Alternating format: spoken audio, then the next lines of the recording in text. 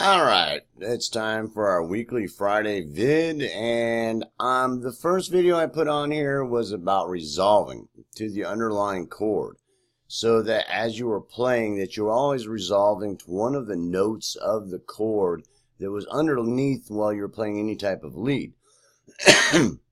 So we covered that, or one of the harmonies of it.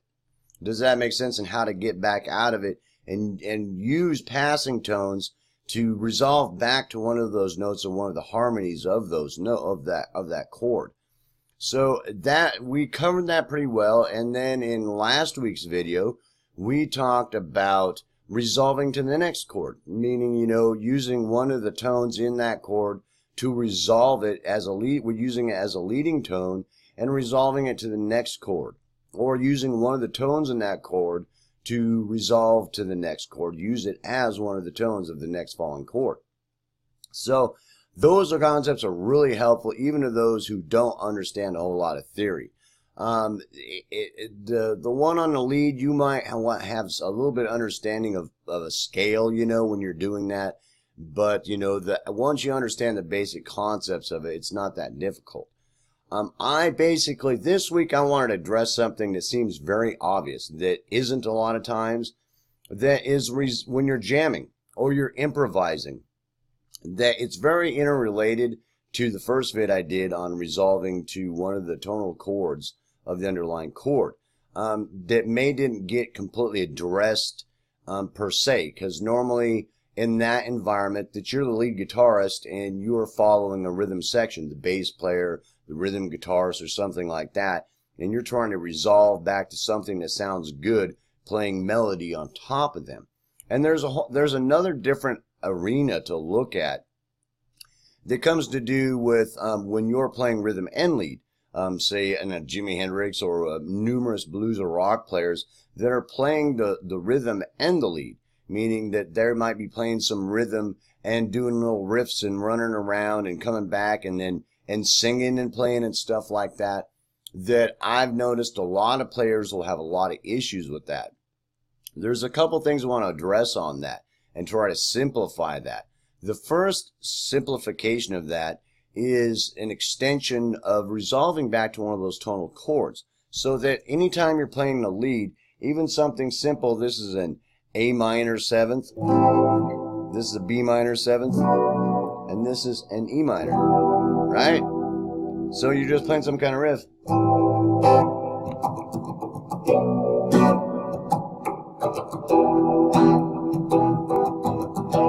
Something simple. Now, if you're playing around and you're doing little licks, one of the key components of that is resolving back to one of those tones. Now, you're obviously going to have some understanding of what a scale is and a mode is to be able to work around those different things. Even if you only know one mode, you should still be able to make it function. But the simple concept, if you've got that chord and you're trying to do both at the same time, the same concept applies, resolving back to one of those notes. Here's that A minor, the note's in it, and if you're going to play something on top of it in key, like let's say we're playing in G, going up to that B, going down to that E. Now, every time I did that, every little lick that was done resolved back to one of the tones in the underlying chord. So if I was playing some rhythm thing,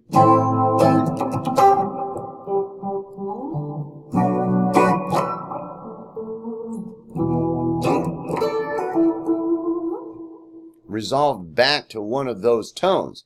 Now, what I was doing up there, I want to show you how unnecessary it is to sometimes be completely in key, because that may sound really obvious and you're like, well, duh, bro, you want to be playing around those chords and those notes, and if you have any understanding of theory, that mountain sounds stupidly obvious, but you'd be surprised that how pertinent it is. Because I'm playing in that, right? I'm playing that A minor, and I was playing in the key of G before I went to B.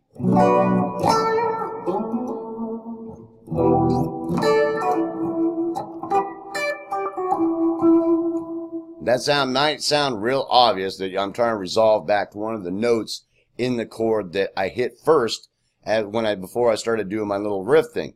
You know that I'm resolving back to one of the notes in those chords that was struck first. That may sound really obvious, but sometimes it's not. Now here's the kicker on that, is like, let's say I'm playing in the key of G, so this would be part of that mode in G that I was playing. But it doesn't really matter because I can actually left the key this time if I want, because now I play that A minor, I'm playing in the key of G, but I play some other tones, like, that's not the key of G. That is not the key of G, that's in the key of F, one of the modes from F. So if I go,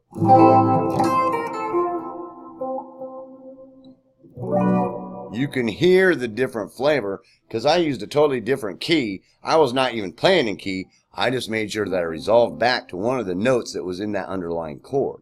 It could have been anything. You understand? That's not no Dan key. That's just chromatic notes.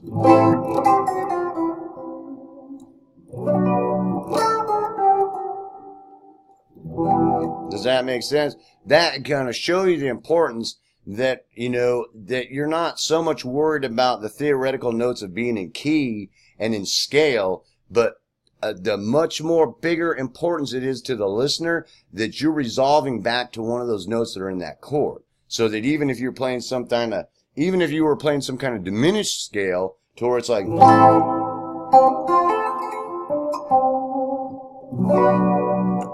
that you could hear, that was diminished. But, I mean, at first it sounded like, whoa, that's off the wall, bro. But then it comes back to one of those tonal centers that is that chord that you struck first. And you'd be surprised how important that is to the listener, that they may hear you go off the wall somewhere and you just went, whoa, bro, that's not, whoa, there it goes. Yeah, right in the key again. You know, and it's like, because they'll hear it that way. They'll hear those other things as passing tones like we talked about. And it's a huge device to open up all kinds of doors, to use all kinds of other different scales and modes. Or even if you have no theory, then you just know a minor pentatonic scale that you at least got some chance, you know.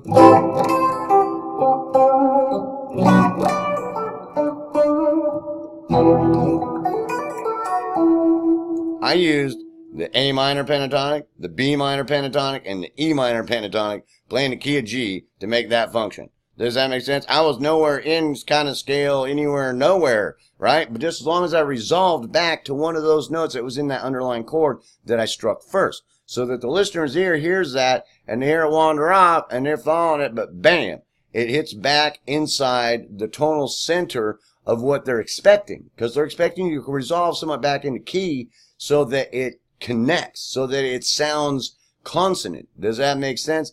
And that may sound wordy, but it's very true.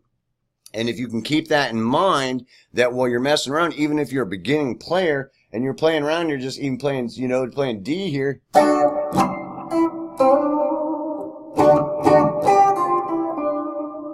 I played two different scales on that and mixed it together, but resolved back to one of the tonal chords of that D major chord. Then that was chromatic. Didn't matter. I mean, I just resolved back to one of those tonal notes of that underlying chord that I hit first, so that it resolves back to them. Another concept can be it's kind of iffy and catchy sometimes, is to resolve to one of the notes of the following chord and then strike the following chord. Like, I'm going to this B, so I'd want to resolve to one of those notes when I do this A, so I'd be like, did you hear that? Now that's another concept that's really intrinsically related that works not always just as well, because the listener will hear that it's resolving, but it's resolving before they're ready, because they're expecting that it's going to resolve somewhere back to that chord that you struck first. But instead of doing that, you resolved to this note here. So you went,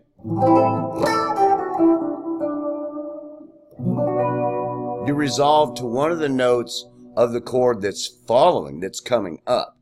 And that sounds a little bit dissonant, but it just depends on how long you let it hang. You know, if you don't let it hang too long, that it can really be a cool device to move forward. So either one of those ways will work. The best way to do it is resolve one of the chords that you hit struck first. That's another way to do it, to break up the monotony and add a little bit of flavor to your playing, to resolve to one of the notes of the following chords. So that's a huge thing. We're not going to get into you could resolve to one of the harmonies and stuff like that. That come later, because you can also resolve to harmonies of that. I just resolved to a fourth of that chord, of that root.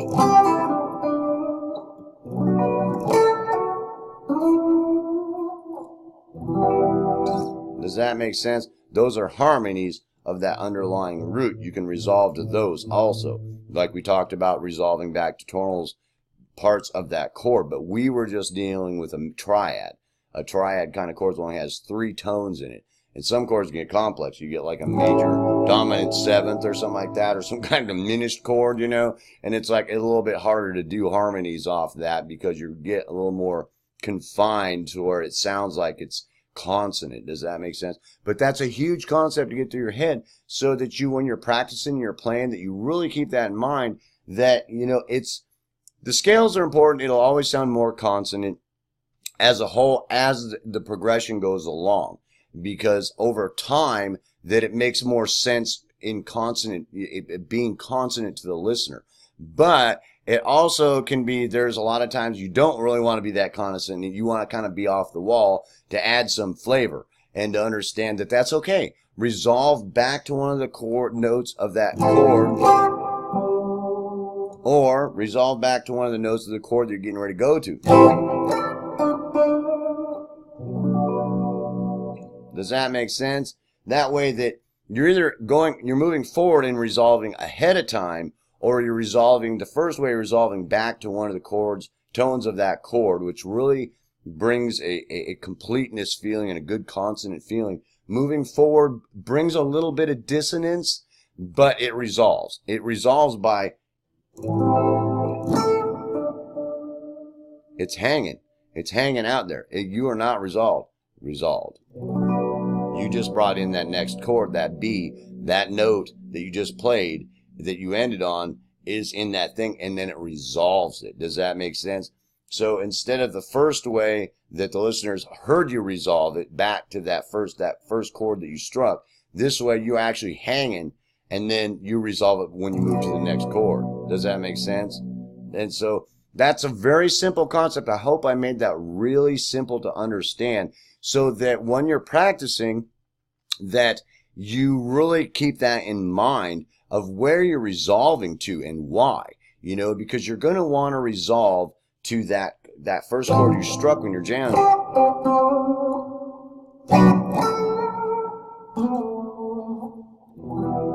That you first struck, or you're going to want to resolve forward, like I showed you there.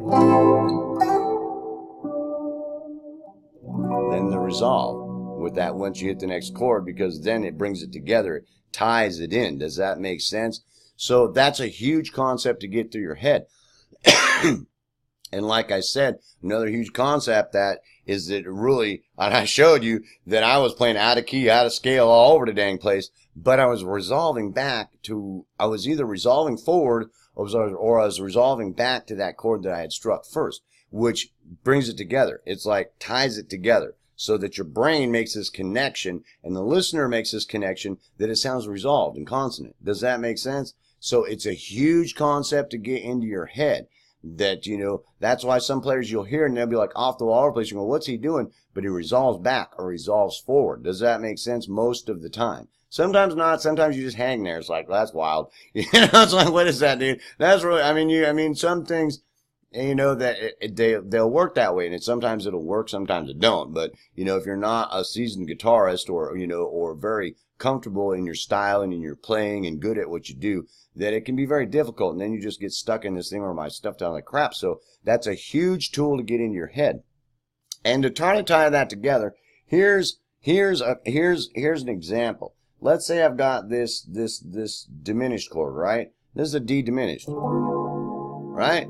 Now D diminished you're not going to hear every day, and you might not play every day. I love diminished and augmented chords because they add such flavor. Even if you just use them really quick and jump out of them, they're such a cool tool because they add this otherworldly thing. So, you know, here's the, it'll tie it together. Let's say that I'm playing this, right? So you've got these notes in this chord,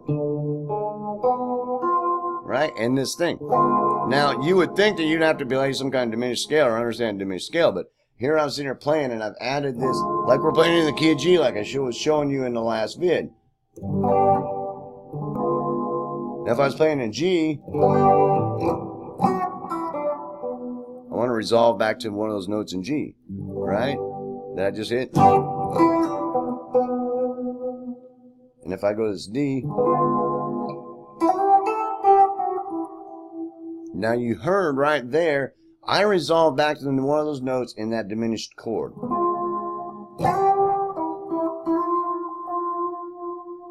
You heard me resolve back to that. Does that make sense? In off-the-wall chords that aren't normally in progression, sometimes you have to experiment around about resolving forward, because sometimes they don't work really well because they're really expecting to resolve to that off-the-wall chord. So you got to be real careful with that, with augmented and diminished chords and things like that. But I could be playing that. Let's say I'm going to resolve back to this D.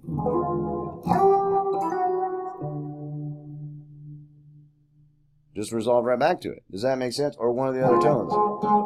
This tone here. So does that make sense? And I was playing in F.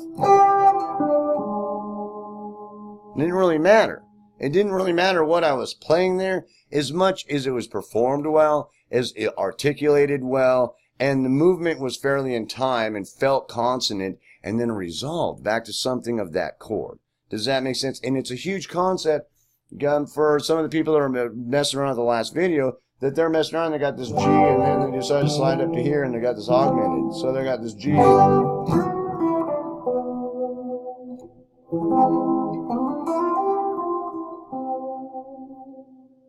On to the next chord.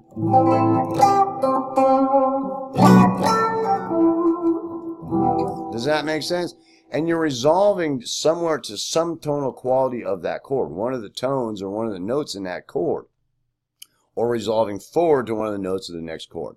And I know that concept sounds simple, but it takes practice, because you'd be messing around and it sounds really simple, but when you're jamming around and you're trying to play something,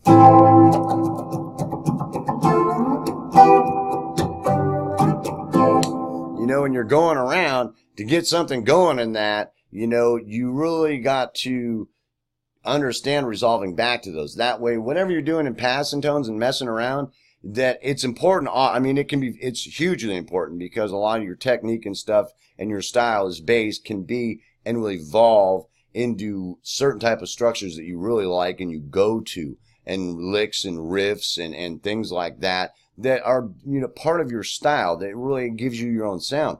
But the key thing is being able to resolve back to a tone. So here's another cool concept. Like, it's like you have this riff thing, like that there. Now that little riff like that, now as long as I could use that and out of key all over the place, as long as I resolve back to one of those tones in that chord, you would be surprised how consonant it sounds. And it's like, I've not playing the correct mode playing in that key, but I've done it quick enough and slid around and resolved fast enough back to a note of that chord that it actually sounded consonant, and it sounded good. And it sounded really unique. Does that make sense? Rather than I just played in scale, in mode, and all that kind of stuff. I did chromatic, and then I played in the key of F, and then I played in the key of G all at the same time, and just resolved back to that note. And let it resolve. And it's like, well, dang, bro, what kind of lesson is that? Well, that is abstract theory. And abstract theory is like some of the things I've showed you, like the last video, that are very helpful, because music is about feelings and emotions, and, you know, this connection between your mind and your heart and your soul. And it can be a spiritual thing. And, you know, and it can also be this connectivity thing, that's feeling of it being consonant and being resolved, so that the tonal harmonics and qualities come back together somewhere. Even if you go off the wall somewhere, then it resolves back to something that's familiar. Does that make sense? And brings a close to something. And that concept is huge, because as you mess around and you do these other things, that you resolve back to something that sounds resolved. Does that make sense? And I don't mean to make that sound like it's some type of, it has to, it's clinical, you have to resolve this. But if you don't too much, it sounds weird. And then you get into like, well, what are you playing? I'm playing this funky fusion jazz thing, bro. It makes absolutely no sense. And, but I don't care. It's perfect game time. And you have to be a mathematician to actually play the thing, because, and I've seen some jazz stuff and some experimental music that was just off the wall that was, theoretically, advanced to the point of ridiculousness, the concepts that were being applied, but it sounded like crap. There was no resolving anywhere, and it was just flying all over the dang place. So that's a really cool concept to understand when you are playing the rhythm and lead yourself also. So that when you're jamming and you're playing around, that you're playing that chord, you're doing some strummy, funky thing, and you want to get some riff thing going on or some other thing going on, that you resolve to one of the tones in that chord or resolve forward to one of the tones in the following chord. And the passing tones that happen in there, you can go chromatic, meaning any of the 12 notes in the chromatic scale, you can play in a different key, a different mode. Like I showed you that I was playing in G, but I actually used the Phrygian mode of the F scale, on top of it, and then resolved back to that, one of the tones of that A minor chord, and it sounded fine. It sounded out a little bit for a second, and then it resolved. I was like, oh, that's cool. But it gave it a different flavor. Does that make sense? And that's like modal interchange. I don't want to get into the concepts, because if I start talking theory, I'll sound like some kind of theoretician and be like, modal mixture of the concepts of what, bro? And so I try, I will go there sometimes, but I try to not go there too deep if I don't have to, unless you're really into theory, and I'll explain it to you that you can need a calculus when I get done with you. But, I'm trying to avoid that for the beginners or intermediate people that may not be theoreticians, that they can take these concepts and go, whoa, bro, I've been playing this thing, and it's like, I'm just going to play, all I know is like, the minor pentatonic scale.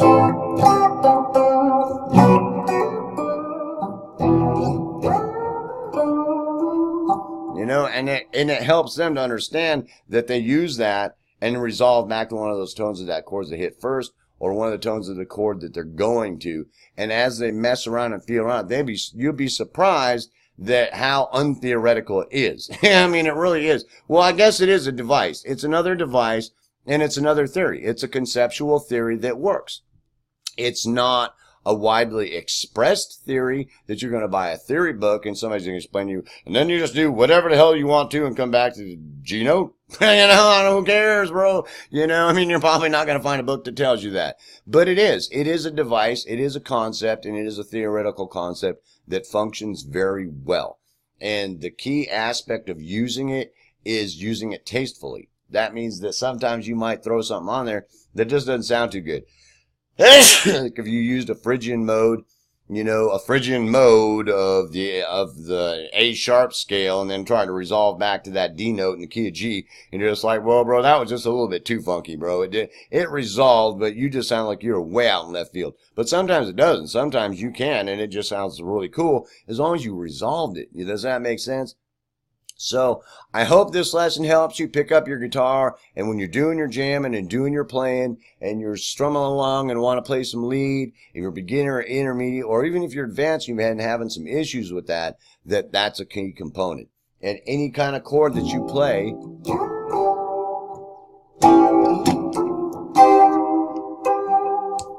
that you resolve back into it or resolve forward, and you'll find that with that concept, without making it too complicated, is you can also resolve back to one of the harmonies of the fundamental note, the fundamental tonal foundation, which means if I was playing A minor, A would be the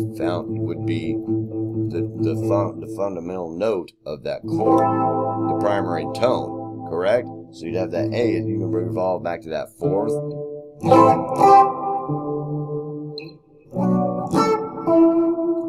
Now, sometimes you got to be careful with that, because sometimes it doesn't sound good, or sometimes you have to resolve it.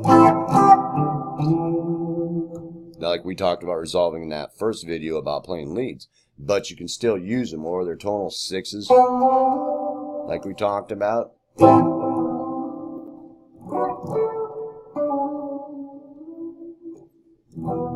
Does that make sense? As long as you're passing tones, even I wasn't even in scale there. I was just trying to find a half step thing to do a little slide on. Does that make sense? And resolving back to one of those tonal chords or one of the tones that are in the following chord. Does that make sense? So you're kind of resolving forward. So I hope you enjoyed that video. I certainly hope it helps you a lot, because that's another one of the concepts that I've learned and tried to teach people that's been very hard to teach them so they can just have fun. Even beginning and intermediate people or beginners can pick up the guitar and realize that they mess around, resolve one back those notes, even if they have no idea what a scale is, that they can still, more than likely, if they can just get some kind of groove going, bro, have fun and make something function and make something happen. Does that make sense? And for you more advanced people or the really advanced people, that it is a huge device to keep in mind and tuck in your tool belt, so that as you're going along, that you understand resolving to that chord or resolving forward. Because I've seen, I don't know how many people, they want to play Jimi Hendrix or some blues or rock player, and they have a real problem that they start trying to play lead or something, and they're more worried about all this other stuff, when it's like, no, dude, just resolve back to that underlying chord you hit first, or resolve forward to that next chord. And all of a sudden they come up to me and they're like doing this chromatic run, or they've used this Phrygian mode or something from this totally other off the wall scale, or a harmonic minor mode or something that they've incorporated into it, but they resolve back to one of those notes. What does that sound like, dude? That sounds so cool, doesn't it? And I'm like, yeah, dude, that sounds really cool. Cool, bro. And they start to get that, and then it makes them want to play more. And then they're happier playing because it's resolving, it sounds consonant, and the stuff that they're doing, all of a sudden they're having way more fun, because the stuff that they're doing, they've learned to resolve it and then move forward. They resolved it, and then they move more to the next chord, and then they do their thing, and then they resolved it, and they move forward, and then they've resolved forward maybe, and then resolved it into the next chord with the next chord, and they just cruise along, and all of a sudden they're just having a blast. And they realize these concepts I'm trying to teach them about, whatever you want. I mean, whatever sounds good, you can make it fly and resolve it, or resolve forward. Go for it, bro. Have fun. I hope you enjoyed the video this week. I hope you understood that, so you can spend more time on your rhythms and more time worrying about resolving it, and not so much worried about how you're getting there. You get that constant feeling of it being resolved, then you can work on how you're getting there more. So I hope you understand that device. I hope you enjoyed this week's video. Peace, hope, love. Hope you have some great questions for me, and have a great week. See you in the next video.